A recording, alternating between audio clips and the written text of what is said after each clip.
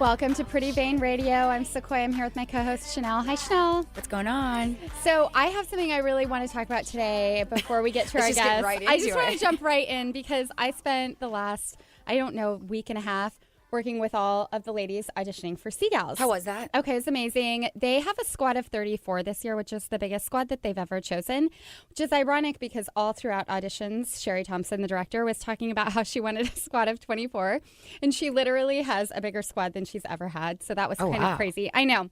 Lots of girls to look at on the field this year. Yay, go Hawks.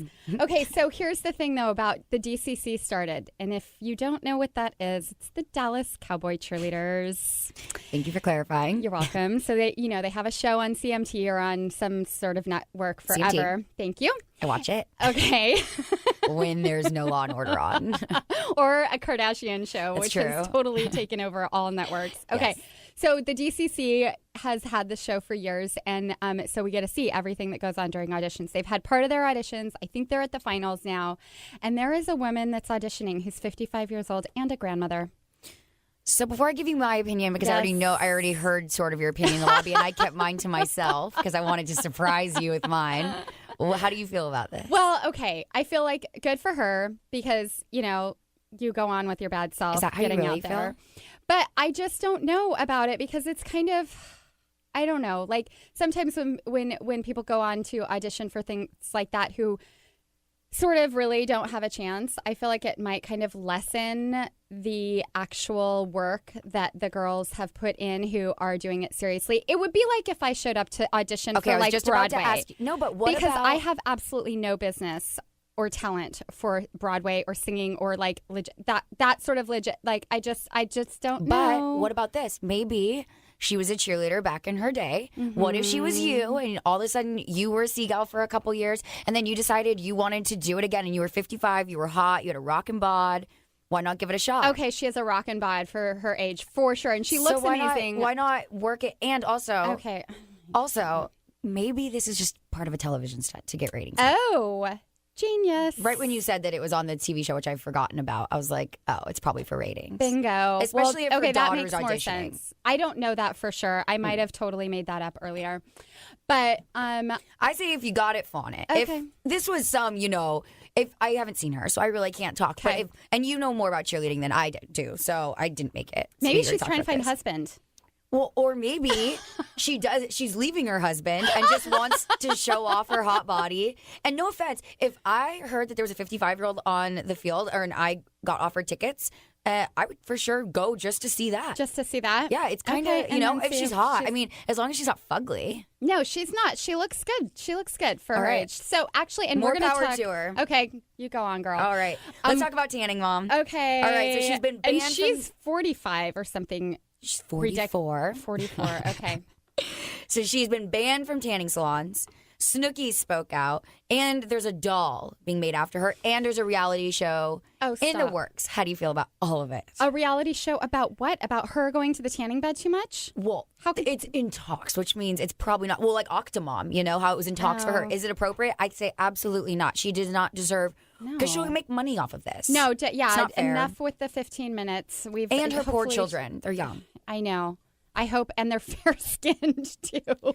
So did you see the doll prototype for her? I did. Did you see how it's missing a finger? No, I did not see that. I hope that's just a part of the prototype. What? Yeah, she's missing a finger, and her face looks like Hulk Hogan on the doll. Like the hair's like yellow, and then her face is bright orange, and then the whole rest of the body is not tan. And I'm pretty sure in that tanning bed, she's getting everything nasty burned. For sure. So Frying. Enough with tanning, Mom. You know what? I hope the courts, make her guilty. I hope her kids are taken by child services, and I hope she's helped. I don't actually feel like her child went in the tanning bed or room with her. She might have gotten in. I don't know, but because she could have definitely gotten her sunburn just like standing outside playing with how fair she was. But the kid said to the teacher, she went in the tanning room, which obviously is not okay. But I don't know that she went in the bed. The teacher was like, "Why are you burned?" She goes, "I went tanning with mommy." All right, well, I'm just saying. There it is. Judge and jury. I don't know. All right, ruled. So Teen Vogue has. They retouch young girls, and it's all teens, obviously, that appear in the magazine. And teens are speaking out, and they are trying to pass in Congress having teen magazines not be able to retouch the girls because it's giving off a bad image. How do you feel about that? I think that's really smart. And actually, I have 3 clients who are, I think they're like 15 or 16, and they've appeared in Teen Vogue. And we do their tan for them to hopefully keep them young. But they're beautiful, beautiful girls. I have seen their faces up close and personal. They do not need any retouching at all. They're gorgeous ladies. And I think that's a really smart move. I could agree. I also think they could just have like maybe an article in each one showing natural girls. Because I mean, part of the dream and the fantasy of buying a magazine is seeing the most beautiful models in the world and the most fantastic fashions that are $10,000 that you're never going to buy. But it's kind of a fantasy. So at the same time, it always gives me a little bit of motivation. But I think in doses, I don't think that every single ounce of them should be airbrushed. Because I mean, sometimes it really is extremely fake. Like when they're pregnant, you know, like Jessica Simpson, her stomach was huge and the rest of her body was skinny. It's like, come on, we see that girl on that show. It's hard to airbrush TV. Totally. Did you see Rihanna's tweet on Monday night about her in the hospital? No. So I feel like this is my prediction. She's going to be the next celebrity that burns the candle at both ends and spirals out of control. Oh. After the Met Gala, and she'd been partying for weeks and weeks and weeks, every single day, every single city she's in. She tweeted a picture of an IV in her arm. And she said, I'm exhausted and dehydrated and this and that. But then the next night and the night before, she was talking about how she'd been partying, rock on, blah, blah.